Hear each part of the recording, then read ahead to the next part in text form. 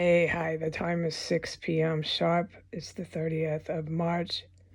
Um, I'm forbidden from reporting any fumes, okay? The only fumes I can talk about are the fumes that are already online, okay?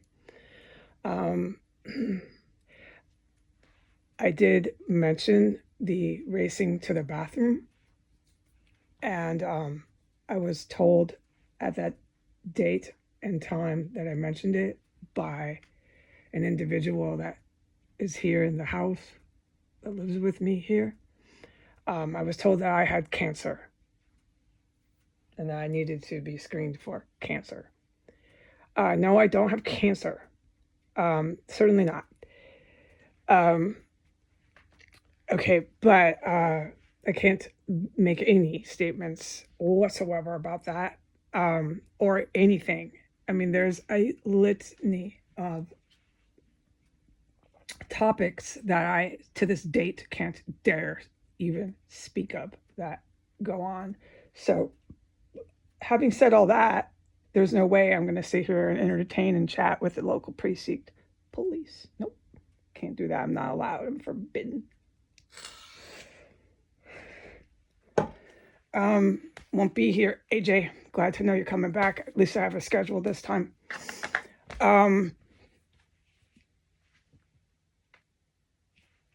Linda Busted is her name. I hardly knew her, and I can't talk about her. I'm forbidden, but just for legal facts, I was a distant relative coming out from New York City to visit once or twice a year. This was for about a good 5 years I was flying. And before that, I think I knew her. I was in rehab. I went to my little rehab and got sober. I mean, it's so long ago. What is that? 18 years ago. So I've known of this woman, but I am forbidden from talking about her. But I hardly knew her. Okay. But what I want to share and what Jesus says is okay for me to share because I give guidance is I started talking about how I didn't finish my ambitions of going to law school. I went down to the first floor and I willingly started to talk to Linda Busted, my mother's friend from California who came to stay in this property on a nice visit. So they say. That's why they're here in statement. And I told her, no, I didn't finish law school because I was in pre-law at the time. She remembers me flying out from New York. And I told her my true passion is culinary. And I offered to cook them a tri-tip roast. And I offered to cook them my probably favorite appetizer on the planet Earth is a Japanese miso gooey duck dish.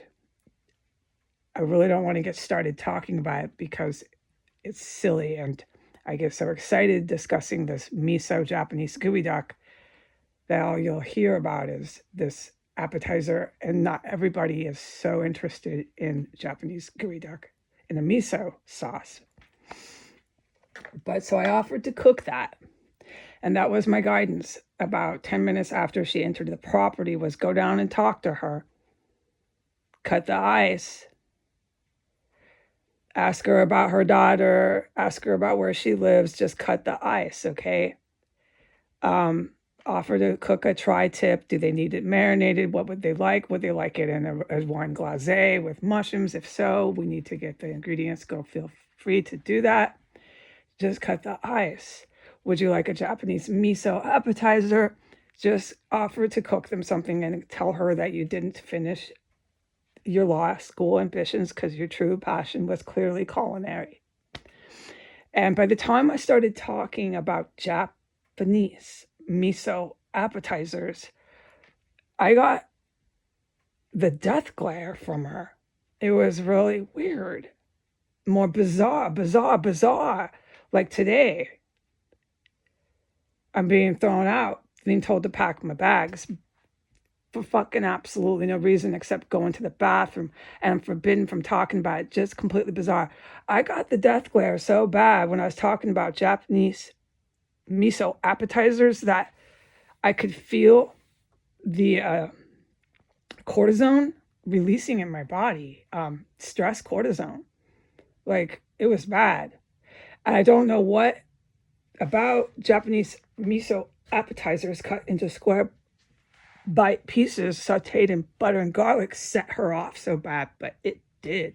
So then I continued. I thought, this is really strange. I'm getting fully creeped out, but I've continued to ignore it, deflect it, and describe the dish more and how you can find the dish from Japanese chefs that come over here, usually just on a tour, and make this, because I continued, well, I was telling her, because as I was getting creeped out, it made me just feel I had to deflect it more. I continued to babble about this appetizer because it was really nerve-wracking to have someone all the way from your ankles to your stomach. You can feel it in your arms, all this cortisone, all this death glare coming from someone as you're just trying to describe to them an appetizer. It was really bizarre.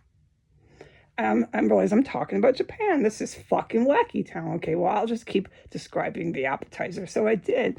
And I said, it's the best thing you've ever had. It's truly good. And Japanese chefs come usually over to the Northwest or certain areas exclusively to cook this appetizer. It's very Japanese. Most people aren't interested. But if you can try it like I did, you'll never forget it. Blah, blah, blah, blah, blah. And then, the conversation, once I brought up the country Japan, got so tense down there. Don't ask me. I really honestly don't know. And I'm giving you my honest reporting. And so what am I correlating this to? What I was talking about, food. I don't know why it got so creepy and uncomfortable, but it did. And so I wrapped it up and I just tried to be friendly. It was God speaking to me, go give your mom a hug. Cut the ice and say hello, be somewhat, civilized here. And anything else like the spouse here, this man, anything else, the dog in the house, I can't talk about anything. So I know someone might want to know, hey, what about this? What about that? Well, I just can't talk about it. All I can talk about is how I seemed like I was going on a diatribe about the Japanese Geo Duck miso appetizer, but what it really was I was getting a death glare by a woman I hardly know that came into this house, and the house being what it is, and so on and so forth. And this cortisone started releasing in me, man. I'm like, whoa, she's staring me down with these dark eyes. I don't know anything about her. I never did. And if I was standing at a restaurant describing the appetizer, I would feel the same way because I hardly know her. Why am I getting such the heebie-jeebies when I brought up Japanese miso gooey duck? But I did. And I know my instincts. It was so intense, my stomach started to get butterflies. Just that. Japanese miso gooey duck, cut into square piece bites, sauteed in butter and garlic and ginger. So then I started acting like a goof, trying to deflect it and be calm and collected. I tell you, man, that was weird. She was somewhat conversative until I started discussing the freaking appetizer from Japan. Then it got real ice cold, real uncomfortable. Oh my God. I started to, in your fear, you get these silly thoughts. I started to think this woman's going to have me arrested for talking about Japanese. I'm going to find out. I'm what now? What now? I'm being cuffed. It was bad. That was the vibe she was giving me. Mucho big time. Like, I'm going to get cuffed and arrested because what did I do now? Oh, I brought up Japan. Is that it? You got to tell me, folks, because you're too quiet and you're just giving me the death glare. I don't know, man. I'm sorry I offered to make the appetizer, but I did. And it is an excellent appetizer, okay? And I'm really, really happy that the US has a permanent base there. I'm not allowed, I'm forbidden from saying one word about it, but it actually, if you want to know, is such good news. It's so good for me, Heidi, and it's so good for the people of Japan who want to just make that gooey duck recipe. Because guess what? Because now that the good guys are permanently based in Japan, there's going to be a lot more moments that we can all cook our gooey duck appetizer. It's not going to be a lot of conflict and WMDs. And if anything, that's obviously we're adults going to be based in Taiwan. And Japan will be gracefully bowing out. And we need to thank the war heroes and God the Father for that. But I can't talk about that base, that air base in Japan. I'm not allowed. Okay, but I'm really, really happy about it. And so I went down there. I just wanted to say, hey, let's make this Japanese gooey duck. It's so freaking good. Even anyone who's, I even said that to her because she made me so nervous. I was like, what is this? I tried to like deflect it, you know. I'm not the best under those situations when someone's scaring the heebie-jeebies out of me. And I'm just talking to them, trying to offer to make them food, you know. And she'll deny it. She'll say I wasn't. She'll say it's me. I'm a mental case, all that, you know. It's all the time. It's always me. It's never anyone else. They're perfectly fine. But you know what? It's not the case here. I know what's going on. And I know what I see and smell and feel in my five senses. So you go ahead and keep up the narrative that it's always Heidi Granger. It's no one else. But it's really running its course, and it is an expiration date for blaming me for everything. But I can't talk about one thing. All I can say is I deflected it. I'm like, well, if you go there, you'll never forget it. It's a gooey duck. Shellfish is cut in bite-sized pieces. It is sauteed in ginger and garlic with butter and this white miso. They might be adding some white wine. It depends with the chef. And I started to go on and on about the miso gooey duck because the woman made me so fucking nervous. So, but I continued to keep my composure. I didn't appreciate being intimidated by this woman, but that's the deal here, okay? With this whole crowd is nothing happened in the Capitol. Nothing ever happened before that. Before I ever met the war heroes in 2017, nothing happened. The whole narrative here with this crowd is that I have severe and damaging and hindering mental illness. And I'm so mentally ill that I cannot, what is it they say? I cannot, I don't remember. It's this endless narrative. And that the long and short is I must be arrested because I'm so mentally ill.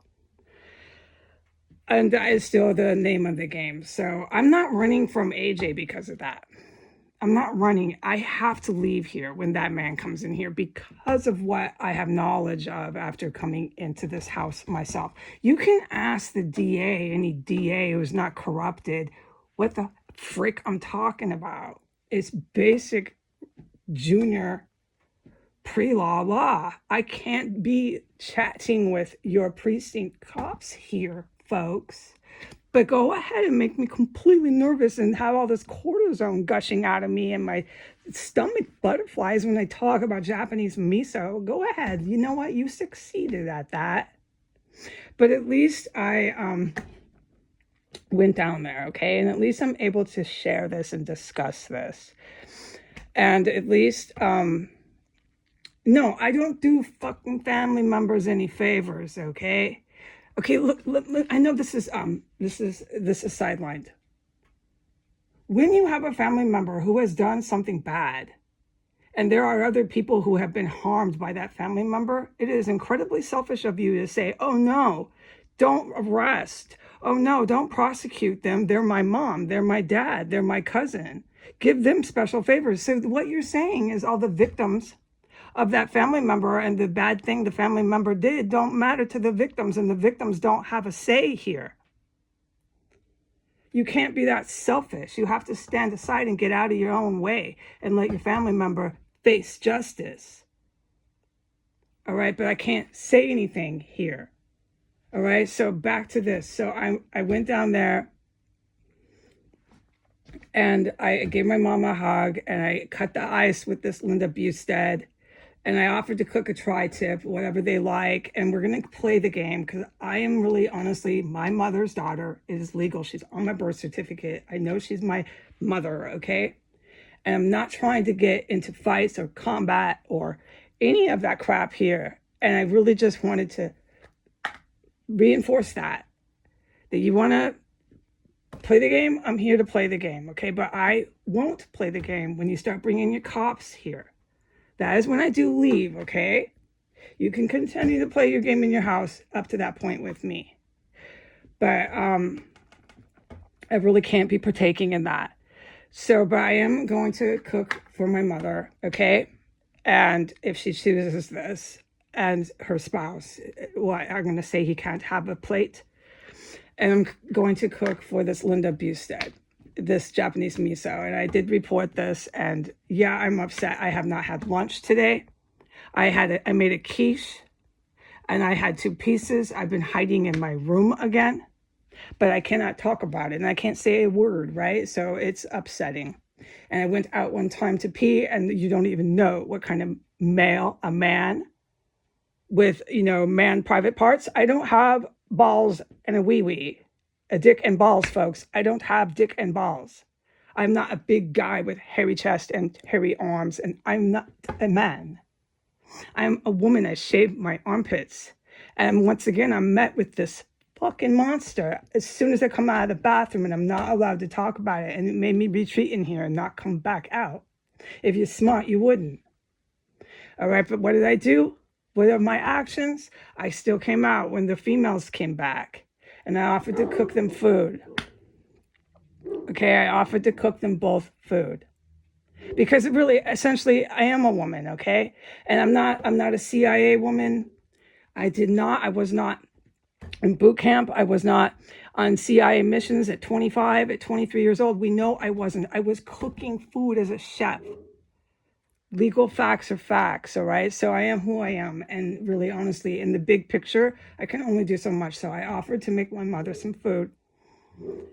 And I offered to make this friend food. And this friend fucking gave me cortisone butterflies in my stomach when I started talking about Japanese Geo Duck miso. So you got me on that. All right, goodbye.